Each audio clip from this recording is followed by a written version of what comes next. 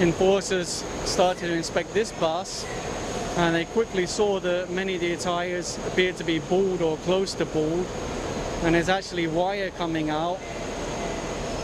Very bad condition. Bear in mind, we're in rainy season right now, and then they're going to load this bus up with how many people, and you know, sometimes buses drive a little bit fast as well. Very dangerous, honestly. Of course, SAICT do have their PCG contingent and the LTFRB with them, which is great when you're checking franchise papers. Of course, not only the tires that they'll check, it's also the lights, including the brake lights. Unfortunately, that is something that they often find doesn't work on PUVs, brake lights. And considering how many like to swerve off to the side to load and unload, it's even more dangerous because you don't even have a warning that it's going to suddenly brake.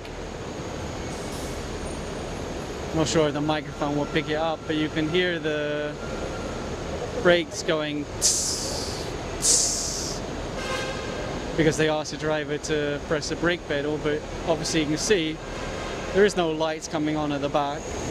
So I was just advised now that the license plates will be confiscated from this bus, and the owner or operator will be required to take the bus to LTO for a full inspection. According to the enforcer, it's defective brake lights, defective signal lights, and obviously those tires which you saw are absolutely terrible condition. Good morning everyone. Right now we're here in PITX with SAICT, where they're doing roadworthiness inspection. So you'll see right now they're going to inspect this bus. They'll start with the paperwork, driver's license, registration, franchise, that kind of thing. Then they will check the lights, the wipers, the wheels, potentially the fire extinguisher and such like. One of the things I noticed here this morning in PITX is there were a lot of hubble outside trying to basically grab passengers at the exits, at the unloading points, which is normal. But one of the things that upset me a little bit personally is that a lot of them were wearing ANCAS uniforms, and they're saying to people, ANCAS, ANCAS, ANCAS. So when one of them approached me and said, "Oh, ANCAS sir," I said, "Oh, pwede ba? ANCAS? Walang booking?" "Oo nga sir, pwede." I said, "Pero walang booking, walang insurance, diba?" "Oo nga sir, yun lang." And then he was telling me about how they just add a little bit because they have to come back here. So I said, "Well, how much are you charging passengers going to PITX?" Going to MOA from PITX. And he said 120. And then I opened the app and checked, 69 pesos. So not only is it cheaper through the app, but it's safer because at least you know they have a license, you know they have a registration, you know they have insurance. But the problem is people will see that uniform, hear him saying ANCAS, ANCAS, ANCAS, and the rest of the guys doing the same thing, and they might already think, "Oh, I'm riding with an ANCAS. This is the same as booking through the app." It's not the same.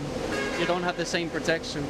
Of course, it's not only buses that they're inspecting. You'll see a modernized Jeep, which most people refer to as a mini bus, also being inspected right now. The last time they had a similar operation in this area, someone was running around warning them, and then they stopped going into the loading bays, and it caused a little bit of problem for passengers.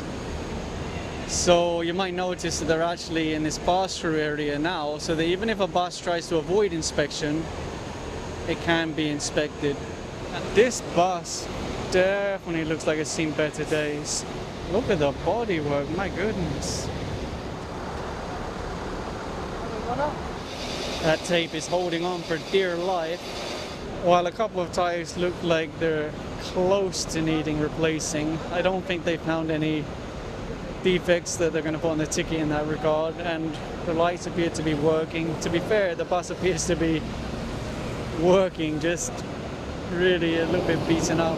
Maybe I'm being picky, but Sinai would be a little bit better condition, right? It makes you wonder about underneath, but it could just be on the top surface, I guess. In fact, saying that, the enforcers are advising the driver now that this vehicle will be required to undergo inspection, full inspection at LTO, not just a quick roadside inspection. They asked this bus to put his hazard lights on, where the light is only showing on one side. It seems like one of the signal lights isn't working. At least both signal lights are working on the back. while a defective signal light should probably be caught before the bus rolls out for the day. It's pretty minor compared to a lot of the other things that they see on the road. And it should be a relatively simple fix because most of the time it's just the bowl. And right now this bus is going through a technical impounding.